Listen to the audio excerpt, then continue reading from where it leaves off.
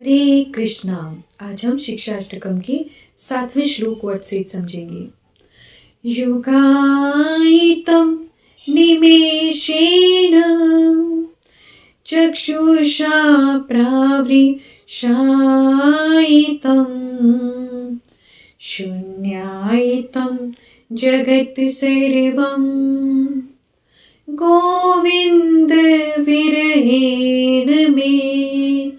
अर्थात इस श्लोक में क्या बताया जा रहा है, गोपियों जैसे भाव का यहाँ पे चित्रण हुआ है, भाव की स्थिति बताई जा रही है। किस तरह से गोपियों की समर्पण की भावना थी, उनको मेटीरियल कोई चीज कोई वस्तु की आवश्यकता नहीं थी, केवल और केवल कृष्ण प्रेम होने चाहिए था।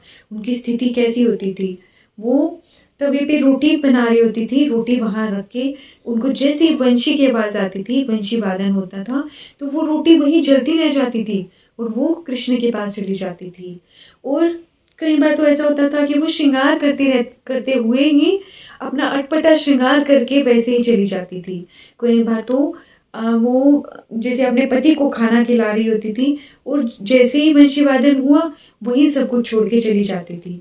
लेकिन यहाँ से हमें ये बात समझनी होगी कि हमें गोपियों की तरह कॉपी नहीं करना, उनकी जिस तरह से उन्होंने किया हमने उनको कॉपी नहीं करना, बल्कि जब हम ये पिछले जो हमने 6 श्लोक पढ़े हैं, जब हम उन 6 श्लोकों को अपने हृदय में पूरी तरह से उतार लेंगे तो क्या होगा, 7वें श्लोक में जब हम इस श्लोक तक पहुंचेंगे धीरे धीरे ये अवस्था अपने आप ही आ जाएगी। गोपियों का भाव कैसे था, उनको मटेरियल कुछ भी नहीं चाहिए, केवल और केवल कृष्ण प्रेम चाहिए और कोई भी भाव कुछ भी उनको छूता ही नहीं था, वो हमेशा अछूती रहती थी इन सब चीज़ों से और केवल कृष्ण के ध्यान में रहती थी। और यहाँ पे क्या कह रहे, युगायितं निमेषेण चक्षुषा प्रावृषायितं, वो कह रहे युगायितं निमेषेण, निमेषेण अर्थात निमिष मात्र एक पलक झपकने का समय को कहा जाता है कि जितने समय में हमारी पलक झपकी जाती है उतने समय को निमिष मात्र कहा जाता है।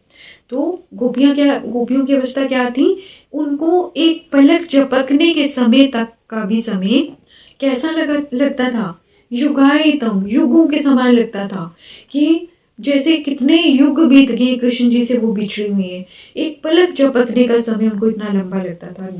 युगायितम निमेषेण चक्षुषा प्रावृषायितम, और उनके आंखों से चक्षु की जैसे बरसात ही आ जाती थी, इस तरह से उनका हाल इस तरह से होता था। शून्यायितं जगत सर्वम गोविंद विरहन में, और क्या कहते हैं आगे कि सारा जगत शून्य के समान लगता है गोविंद के विरहन में। अगर गोविंद नहीं है, कृष्ण नहीं है, तो सारा जगत क्या है, शून्य के समान है।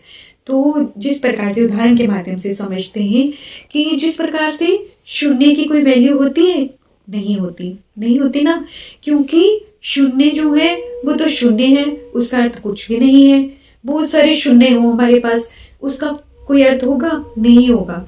लेकिन जब हम उसके पीछे एक लगा देंगे तो वो सभी जितने भी शून्य हैं उन सब का कितना मूल्य बन जाएगा, कितने मूल्यवान बन जाएगा।